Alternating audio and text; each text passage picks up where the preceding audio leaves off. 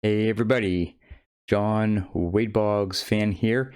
It is Friday night, the end of another week, and for today's video, I thought I'd break away from Boggs. It's been a little while, and do a video of a non-Boggs player, my player collection of them, and no better player to pick than Mickey Mantle. You've probably seen some of my Mantle cards in various separate videos. I think I may have shown some off in a contest video, or I think I did one of my 1960s cards and things like that, but I haven't done a complete showcase of my Mickey Mantle cards. So there aren't, I have a decent number, but not a huge number. But at any rate, let's turn the camera around and go take a look at some of my mantles. All right, let's go start taking a look at my Mickey Mantle cards. We're going to start off with a couple of the modern ones, the commemorative stamped ones, and so on. I think I have some more of these. I know I do. It's just one of those things where I have to admit my Wade Boggs cards are not as organized as I would like, but these are the ones I found. Here was obviously the iconic 52 Topps reprint there with the foil stamp. Here is his 1954 Bowman. One day I would love to own that real card. Have to save up a few shekels to do that, but yeah, you never know. One day. And then there was the Finest. I don't think this is no, this doesn't appear to be the refractor. I think they had refractor versions of these as well, but this is the Chrome or Finest. I'm not sure if it was in the insert in the Finest or not, but one of the inserts there. There's 52, and here is the 53. Oh yeah, Finest right there. It's not Chrome. Finest protector. So like I said, I think they have refractors, and I may even have a couple. Again, I couldn't find them. So rather than dig through boxes and boxes, I just showed you what I found.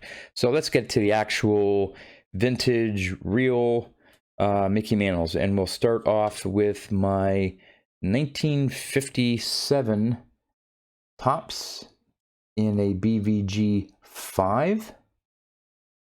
Nicely centered, not too worried. I don't really care about the corners that much. I'm more of a centering person when it comes to vintage. If anything, I don't mind a little left to right, but what's a little odd is the way my eyes and vision work. If it is off left to right, I don't mind if there's more border on the right than the left. For some reason, when I look left to right, it's okay. But if I start off seeing a thicker border on the left than on the right, I don't, the eye appeal doesn't do it for me. It's weird, but that's just how I look at vintage cards. So this one, again, maybe top to bottom, maybe a little bit off, but left to right's really, really nice. And pretty clean back. I bought this one, all these mantles here, I bought raw, and had them graded, and overall was pleased. Maybe some of the older ones, I thought maybe would have graded a little bit higher. This is one 1966 Topps. I bought this raw from my local card shop. I think I bought all these from my local card shop over the years, but I bet you I've had this for 30 years. This was one of my earliest vintage cards that I bought. And for years, I had it ungraded, and I figured since I had some other cards, vintage cards I was going to grade, I might as well throw this in. Knew it wasn't going to grade very high. Honestly, I'm pleased with a 3. Still has some good eye appeal. Maybe hard to tell, but I think in this one here, there's some, you may not be able to see, there's a crease right there, but really when you look at the front of it, because it's in black, it hasn't really broken through that much. Still has good eye appeal. There's the back. Nice as well. Very pleased to have this as a 3 in my collection. Another one that I've had for around 30 some years is the 1965 Again, you'll see there's some rounded corners there and maybe some slight creasing there. I don't think on the main surface of the card, if I can see here, I don't really see that many surface areas. It's mainly just the corners dinged. There's a bit of a fold over there in that top corner. Again, nicely centered. I'm very happy with a 3.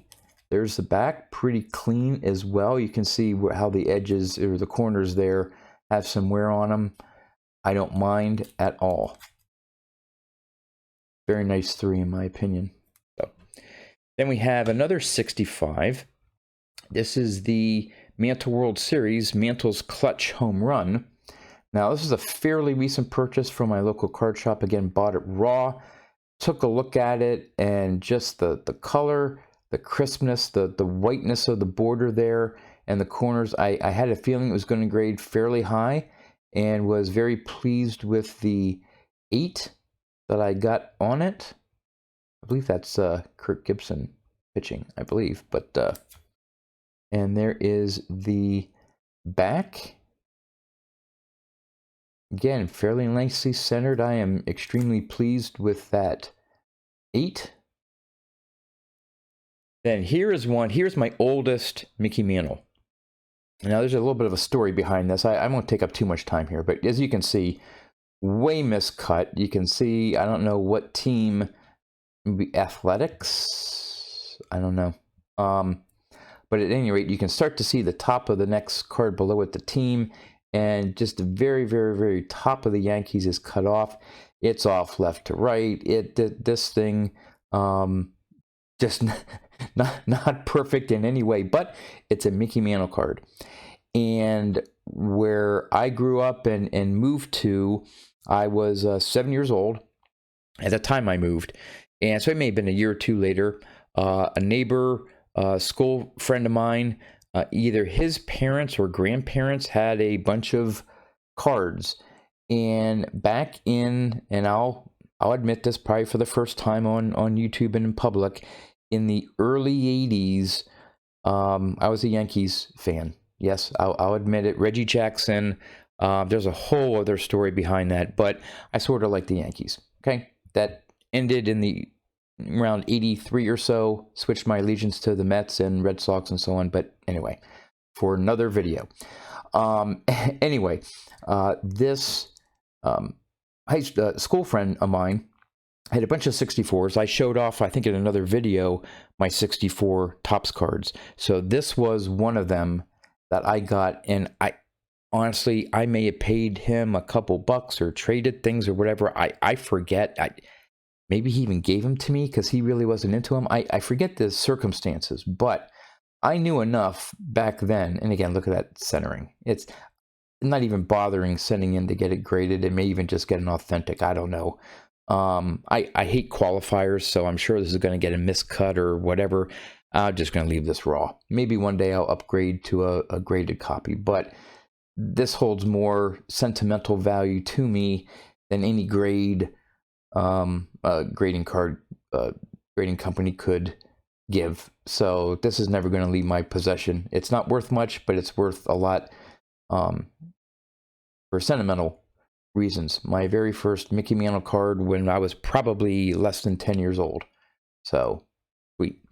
All right, let's move on here. 1963 Topps. Again, purchased from my local card shop, raw. I knew it had great centering. I knew with 63s and this border, very tough on grading. I did know that right at the corners there was some color loss and maybe creases, so I knew it wouldn't be a great grade, but I knew with the centering and corners in general that it should do fairly well. And again, very pleased with a 7.5. Very pleased. And there is the back there again, fairly well centered, maybe just slight diamond cut, I'm not sure, but again, I think this is my highest, well, other than that, of his main cards, I think this is the highest graded base Mantle that I have. And will probably not get anything higher. I just lucked out on this for what I paid for it, for what a 7.5 now goes for. There's no way I could afford to buy this in a 7.5. No way. But here's another raw one that I got when I was young as well. And I think it was part of a Commons lot. I mean, you can see the condition here, the I don't know, dirt or whatever on the front. There's a big crease there at the bottom. It's off center. There's a, crease bend there in the corner, but it's a Mickey Mantle card from 1963 showing off the American League batting leaders. And that's what the back looks like. Again, way off center. Just crushed down at the bottom. No wonder it was probably put in a group of common 63s. I think I bought a stack. It was maybe a group of 20 or 30, and I may have paid, who knows, $10 back then. I don't know. But like I said, it's a Mickey Mantle card. Here's another one. Again, off center. I bought this as a single from my local card shop years ago. Maybe it was even around when I bought the 65 and 66. So 1961 Mantle slams 2 homers. Again, off center, but not too bad. There's a little bit of a discoloring there. That's not the holder. I think that's on the card. Hey, but it's, again, another Mickey Mantle card. This one has a little bit of a story. This is a 1961 All-Star. Love the card. And if you look at it, you're like, wow, that's really well centered. The corners aren't too bad. Hey, John, why didn't you get this graded? I mean, look at that. Not bad. They're not very, I don't see any creases. But I actually did. I sent it into PSA and it came back miscut. And I'm like, what are you talking about? Well, if you look really closely here, and I did it by sort of putting it on end like that on a table. So that now you can maybe see right there, the cut goes there, and then it goes down, and then it goes back a little bit. I don't think this was someone trying to trim the card. I think it was just a miscut in the pack. I would like to know your comments. If for any of you vintage or in vintage and grading, whether it's worth attempting to get it. I mean, would it help to try to get it graded and have a qualifier? Again, I'm not too great on qualifiers.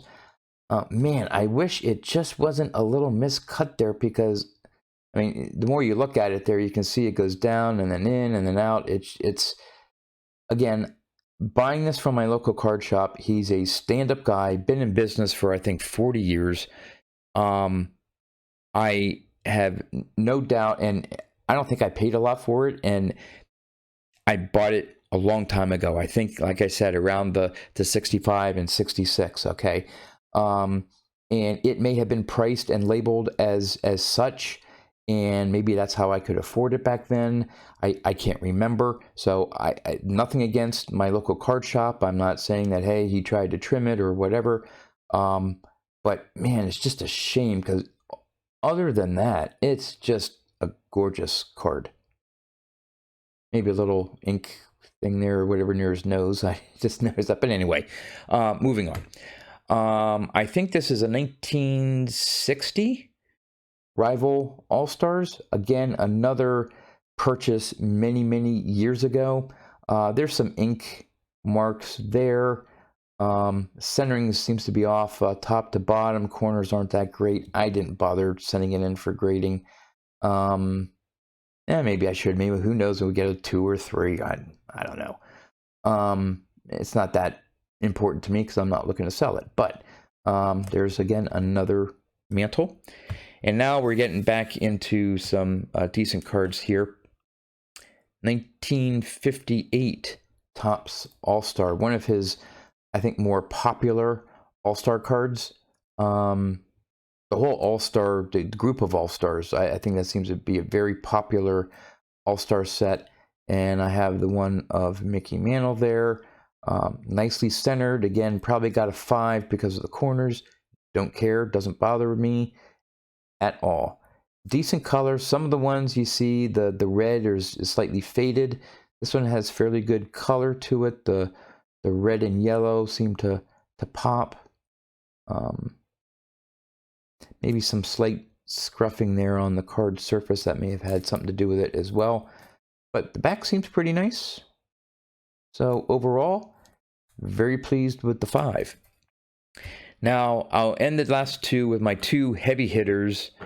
53 tops, 2.5. I was a little disappointed. I was hoping maybe for like at the most a 3, crossing my fingers for a 4, because I knew, again, those borders and the corners there, that corner is pretty good in terms of the color. There is a bit of somewhere down here, if you really look, there's almost like a slight indentation into the card. That probably took something off of it as well. It is off center left to right, but again, with my eyes, I don't mind the fact that that's thinner than that. I've seen some 53s where the border is much thicker on the left than the right for these 53s, and I wouldn't have bought it. I just... But the main card, nice color, love the design. Probably as close as I'm going to come to as a 52 tops is this 53. Corners aren't bad as well. So like I said, a little disappointed when this came back 2.5, but you know what? I own a 53 tops Mickey Mantle, so you can never go wrong with that. And the final one, since I can't get his 52 tops rookie card, and I'm probably never going to get, just because he's not my focus, the 51 Bowman, might as well go with the 52 Bowman. I love this image. Just love it. 4.5. I have a Stan Musial that I think is a 5 or 6, something like that. I forget. And so I was trying to compare the two, and I thought they looked really close together. So I was hoping maybe for a 5. And a little disappointed. There is and I've seen on a few of these. Let's see if I can locate it. Very faint print line running right across there. And if you notice, the registry is slightly off, very slightly in the pinstripes of his uniform, but not much. If you look at it, it's hard to tell. No creases, fairly decent centering. The back has a little bit of gum stain. Again, I don't mind. Again, I know it took away from the grade of the card. But overall, love this 52 Bowman Mantle. So there you go. I know this video ran a little bit longer, but there were some backstories there as to how I came across some of my Mantle cards. So hope you enjoyed this look at the Mick. And as always, thanks for watching.